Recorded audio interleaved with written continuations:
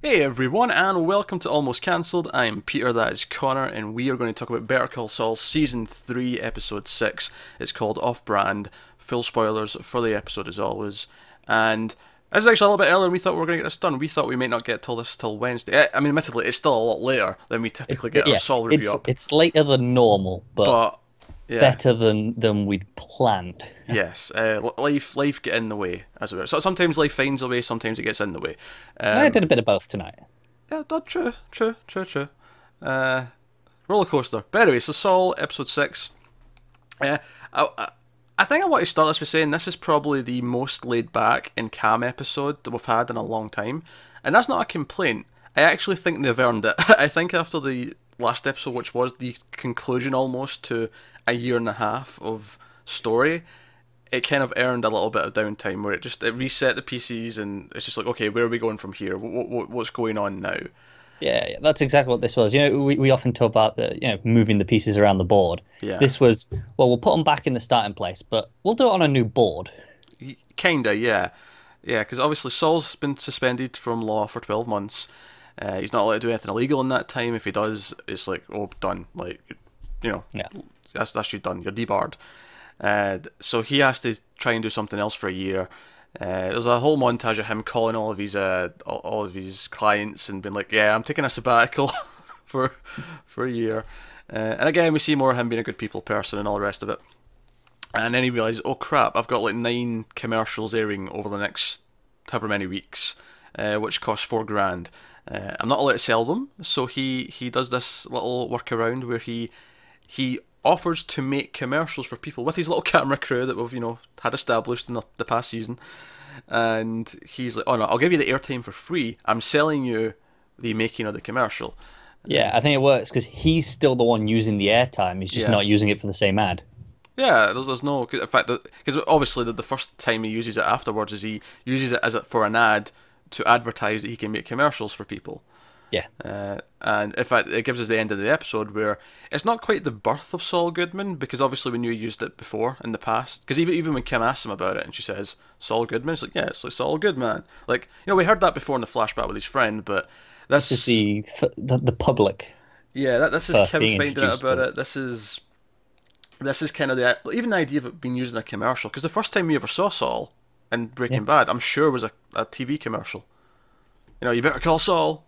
Yeah, if it wasn't that, then it was one of the posters on the bench or something like that, maybe. Yeah, we might have seen the billboard or whatever first. Yeah. But yeah. But the first time I'm sure we heard his voice was in a commercial. Or at Pretty least if sure. it wasn't, it was like within the first episode of seeing him, we saw that stuff.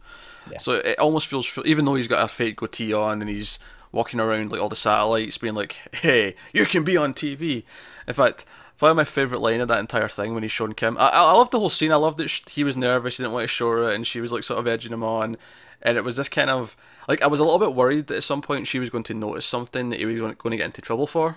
Like he was, Yeah, that's what I thought was. Like yeah. maybe the idea of using this name would have counted as, against his And bar. all I could think was, well, no, tons of people use stage names. There's nothing illegal about Yeah, that. You yeah, don't have yeah. But it was the way he was Yeah. acting. I was like, is he allowed to do this? Yeah, but no, she never said anything, and so that was a little bit of tension for us. But my favourite line of the whole scene might have been when Saul said, "Oh yeah, the guy at the station said he'd never seen so many star wipes in a row." Do you know what? I knew you were going to say that line because that is also my favorite line. Oh, it was so good. Like a line of the show right there. He's not a man of. I don't know the story about the cobbler in season 2. It's still up there, isn't it? Might take it. Squat cobbler. Squat cobbler. But that was kind of my favourite line of the episode. So yeah, so it's kind of resetting him. And I'm still not sure what he's going to do for next year. I think maybe the most important scene with him and Kim is where she's like, "Oh, yeah, we're going to have to sell it to get a new place because we can't afford to have 2 of us here." It's not. And she's not even saying like, "Oh, we can't do this again in a year when you're back up and running." She's just being practical. We have to get rid of Francesca Yeah. Just because you can't bring Yeah. in the costs. and he turns and he says, "No, we're not doing that. We're not giving this up. We'll keep this up." And I think the line he gives it at the end of the scene is, "When I don't shop with my half, that's when we can talk about getting rid of the place." And my heart kind of sank because I'm like, this is going to be his down, because he's going to have to make up this money, and I feel like this is where he's going to end up doing something that he shouldn't. Yeah, this is where he slides. Yeah, and I slip in Jimmy, of course. That's where That we was it was slip. an Yeah. intentional choice of Well, wording for good that. then. Good. I appreciate that then. Yeah. I thought it was accidental, No, it was intentional for once. and I'm like, oh, this is where he's going to fall down. This is where he's going to have to do something to make up this money, and it's not going to. Yeah. Because And she even asks, "Oh, where are you going to get this money from?" And he just goes, "Doesn't matter as long as I get it." Basically.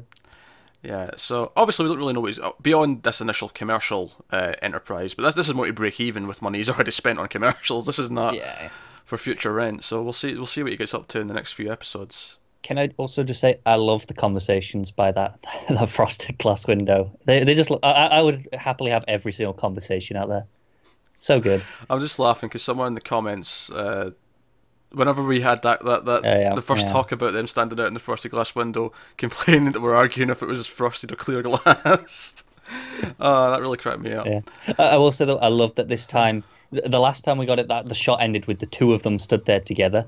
This time she leaves and we get the shot of him on his own, and that's kind of it, isn't it? This is it. This is the start of him being on his own.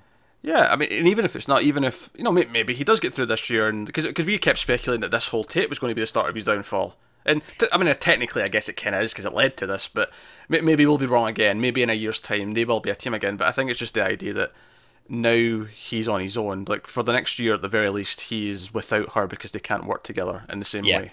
absolutely. So no, it's interesting. I was actually thinking, can I just use the office for something else, like whatever he's going to end up doing for the next year. I can see him sleeping there. It's quite a decent sized room. Well, it's not the back of a nail salon, Exactly. That's my point. It's this is an upgrade but he lives with Kim, so I mean, he's got a for nice now. place to go to. For For now. now, you just doom and Yeah, gloom. when he has to pick between rent there or rent on the office, and he doesn't want to let the office go because he doesn't want to let Kim down. Also, pride, I think, at this point as well. That too, but he doesn't want to take away from her, having her office. Now, I will say, to sort of spiral us into Chuck, who obviously, we don't open with it, but one of the scenes we get with him early on is Rebecca's trying to get into the house, and he's hiding, he's like cowering in the corner, which, obviously it's a great moment just to see him like that. Not out of like, oh, I'm happy, he's miserable, just in the sense that, just to see the weight of his own sort of problem hit him. Like Yeah, he's broken because he spent so Yeah. many years believing this was a physical ailment, and now he has to come to the reality Yeah. that it's not, and he knows that, but he can't handle it. But I just think because the pride of him, so like his pride, his hubris throughout all of this, is that he is the most mentally capable person in the room to do his job, and it's been taken from him, and that is why he's distraught. He's broken because he thought he was okay in that sense, and he's not, and it hurts him. But I want to talk about the scene with Rebecca when she comes to try and get Saul's help, and she comes and talks to him and Kim. That rhymed. I did not mean it to. And she comes around and she's like, oh, you need to come help. Like, okay, this has happened. We need to go and help him. He's still your brother. And Saul, and kind of like sympathetically from our point of view, says, not anymore. He's not. No, I'm done with that. Because we've seen him repeatedly go to help him and everything he's got in return. And I hate how good the writing is in this show. It's fantastic that her response makes you go, shit. Yeah. Because Rebecca turns around and says, he's mentally ill. What is your excuse? And it's like, oh God, she's got a point. Yeah. Everything of how awful he's been can kind of be excused because he is literally not in his right state of mind. He doesn't, to some extent, doesn't know quite what's going on. It can be excused to an extent. I think what can't be excused is the situation he was in where he still had so much power and still had so much sway under his condition. And that's maybe other people's fault around him for not recognising what the condition was. But now that we've addressed, now that we've established, no, this is a mental illness, he's not really allowed to be as completely mad at him anymore. But at the same time, I do sympathise with Jimmy because he has put him through absolute Yeah, hell. of course he is going to be mad. He's experienced this. He's the one who's got all the shit in the last couple of months. But at the same time, she's right. Yeah, he's mentally ill. What's yeah. your excuse? That line, it was like, oh my God, I hate you so much, Rebecca. You've just made me feel bad for how much I hated Chuck. I know. I hate you. That's it's so impressive. We've hated him for Because a year and a half. He was a villain.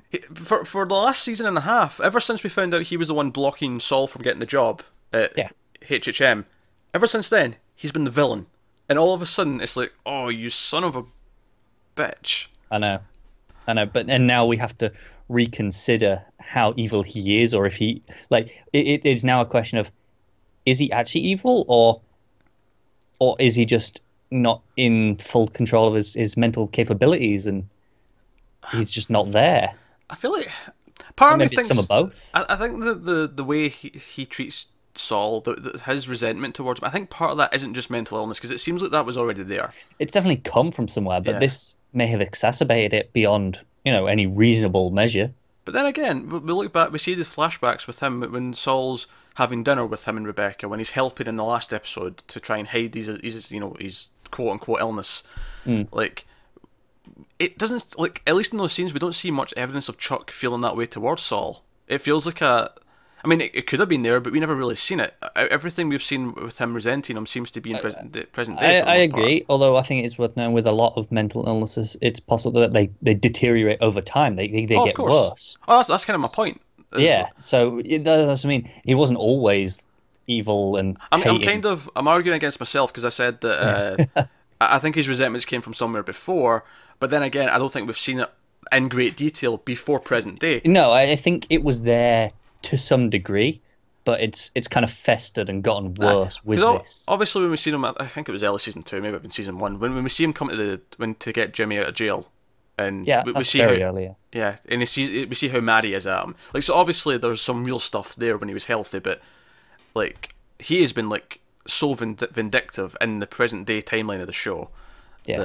That but now it's completely spun it on its head. So as much as I'm saying this episode was less eventful, and in a sense it did give us some stuff to chew on that made us rethink everything we've been seeing recently. So credit there.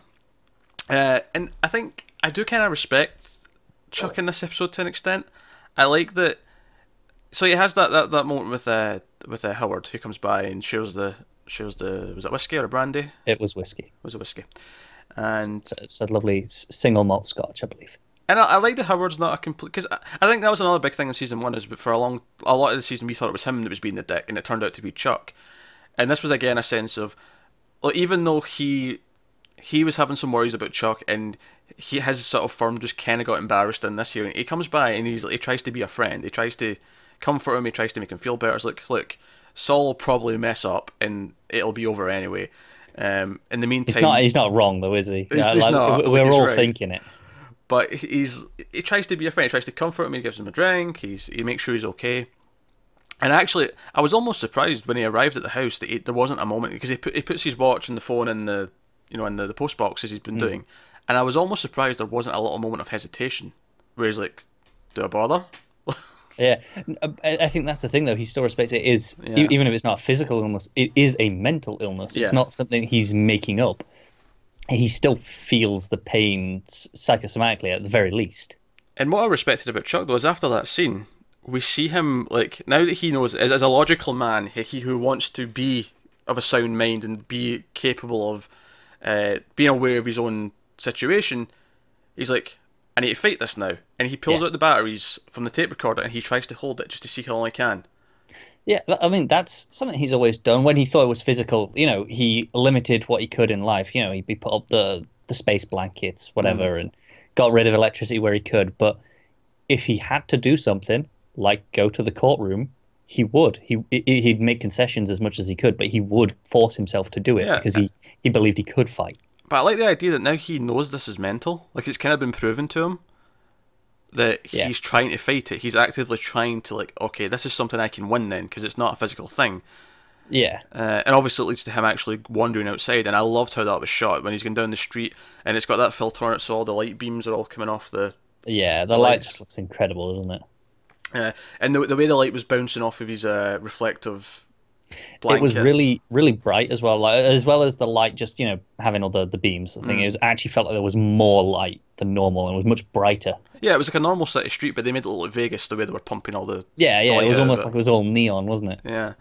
And again, it was like the close-up that was sort of hazy and out of focus of the phone as he goes to pick it up as he tries to call the doctor, and like, it's just the idea that he is now trying to fight to actually regain his past state, his respect, as it were. And it does make me wonder, like, what is the interaction going to be like now between Chuck and Saul, if any? Like, are they on separate paths now until maybe one day they have to encounter each other for a reason? It makes you wonder, say Chuck does eventually beat this, because, like, he's a strong-willed man. We've seen that a lot. And let's say he does overcome this. Does at some point he almost be grateful to Jimmy for pointing this out? If Jimmy hadn't pointed this out, as bad as it was, he would never even tried to have overcome it in this way. I don't think that. Do you know what I think is going to happen? Honestly, again, it's just speculation. It's just a guess on my part. But I think Chuck's going to fight it. Chuck's going to get better, and he's going to be a fully functioning member of his law firm again. He is going to beat this, and he is going to, by the end of the show, be on his own 2 feet and have fought it the right way, the hard way, and realised his hubris, realised all his mistakes, and he's going to come through a better man. And I think as that happens, Saul's going to have his downfall. So they'll cross over, so to speak. Yeah, and I think at the end of the show, I can almost see the scene in my head where, you know how in the courtroom last week where Chuck's just had his meltdown and Saul's standing there kind of victorious and Chuck feels defeated? I can see the almost opposite. Not in a courtroom necessarily, but just in spirit, in thematic spirit. By the end of the show. I think it might be interesting if Chuck's not like moral, thinking he's morally right. But instead he'll be like, he'll pity him. Yeah, I think there'll be pity. I think Chuck will almost like it'll be like Saul proved him right, but he's going to feel bad that he wasn't there to actually help him. Not like that he wasn't there to actually guide him. He might actually realise his own mistake and realise that he could have contributed to making Saul avoid his downfall. Yeah, like he'll realise that Saul could have been an upstanding member of the legal community, helping the elderly. He was, as Kim points out in the hearing in this episode, he's a good person for that community. He's good at it, and he is. It's almost like what possible mischief can he even get up to in the elderly law? He's doing wills, he's doing stuff like that, and it's keeping him fairly straight and narrow. He's not doing anything too dodgy. Exactly, and Chuck will have to realise that he has taken that person out of the world and given them Saul, essentially, and that will be a lot of that maybe down to him by the end. Yeah, I like that. Chuck actually makes him become Saul. It's had he just tried to be a good brother and not been this way, and again, part of it might just be due to a mental illness, and that's maybe a different. Obviously, it's not necessarily completely on his fault. But like the idea that Chuck not being there for him is what created what we know as Saul Goodman. And I definitely think at the end of the show, if Chuck beats this and is a better person, I think he'll feel guilty. Yeah, I think it'll be guilt. Yeah, I didn't mean to imply that he'll feel like he's victorious. I think it'll mirror what happened last week, but there'll be a sympathy. There'll be this is kind of my fault. Yeah, definitely. And the fact that they've made me go, I want Chuck to be this moral winner at the end of the show after the past year and a half is goddamn incredible. Yeah, I mean, again, we say this all the time. We know he has to downfall, but I really don't want Saul to downfall. I want him to actually make it out okay, and that's Oh dear. So other stuff. We got one brief Mike scene. He's going to build a playground by the church. That was pretty much the scene. It was just talking about how he was with his son and that stuff. It was pretty straightforward. It was just one little Mike thing just to keep up with where he is. Obviously, the other main kind of stuff that was going on was with Nacho, and we get the open with Nacho where so and so comes in, first guy, fine, yeah, you're fine, your money for the week, your drug money's fine. Second guy comes in, oh, you're a bit short, and he kind of lets him away with it. He's like, look, make it up next week. And then, of course, behind him, old Salamanca's like, who's the boss in this relationship? And he goes out and beats the shit out of him. And we see the very foreshadowing thing where he goes to his dad's place, his dad who does fabrics and stuff like that. It's a sewing. Yeah. And he's sewing there, and he's not paying attention, and he cuts his hand, which, by the way, him pulling that out of his skin was... That's great. Yeah. But it was all foreshadowing, because later on in the episode, Salamanca's like, yeah, I need a new legitimate place to funnel my to smuggle the drugs into the country, and he's basically insisting, oh no, your dad's shop, that'll be perfect. And Nat tries to talk him out of it, but he's like, no, you'll teach him the ways of our business, and it's put him in this really tough place where his worlds are going to collide, and you can tell he really doesn't want that. Yeah, I may have been a little bit hasty 2 weeks ago. I suggested it'll be Gus that causes Hector's stroke. Oh, you think it's going to be Nacho? I think it'll be Nacho, perhaps in cooperation with Gus. Like they'll do I it can for see the it. series. But they did that shot of his Hector's pills and it dropping, and Nacho being so aware. Yeah, because he So hides it with his foot. and he has the access to this now and the knowledge. So I can see him being the one to do something to his medication, Yeah. keep his dad out of it. Yeah, no, I can see that, and it's a relatively noble reason as well. He doesn't, because his dad's an innocent, law-abiding citizen who has a proper business, who doesn't get into this stuff. It's kind of this whole thief with the heart of gold kind of mentality, where But it's yeah, like, I mean, even in this scene, he doesn't really want to beat up this guy. nah, He's just like, ugh, okay, I suppose I have to, because he has no choice. But he doesn't want to. yeah, nah. So I think obviously that was well enough, but we also the other side of that is that he goes to pick up the stuff that the lost Polish truck is smuggled in, and he tries to take an extra bag of drugs, and Victor pulls out his gun, and they have to phone Gus. And it's just more of a power play kind of thing. But Gus is like, no, let him take it because we have plans. This is all just Bigger fish to worry about. yeah. And of course, we see where Gus says it's a nice little reveal that he's actually in the industrial location that they use in Breaking Bad for the cooking the meth. Yeah, It's a the cool little laundromat, reveal. right? Yeah. He's like buying it. Yeah. Or he's looking at it and considering buying it. And then he gets in the car, and then it's like, oh, here's another character from Breaking Bad. There's Lydia out of nowhere. Yeah. Wasn't expecting that. I was not expecting that either. But they've done a really neat job of introducing them slowly. Yeah, there was no here's everyone at once. It was here they are when they're relevant. Yeah. I will say this, the only thing about that though is that I feel like a lot of these characters do mean obviously a lot more if you've seen Breaking Bad. Because they give them all these nice entrances where they're these really like, if you've seen Breaking Bad, it's like, oh, this is a person. And I'm sure it works if you haven't. It's just like, who is this new person? Extent. Yeah. But it works really well in that sense. So that's setting up that, of course, and it'll be interesting to see what the Gus and possibly Gus/Nacho team up might be down the line. How Mike figures into it. I can, because obviously Mike has a relationship with Nacho as well, so I can see Mike being the middleman between the two of them. Yeah, like somehow Mike and Nacho will get talking about it, and it'll give Mike the idea to.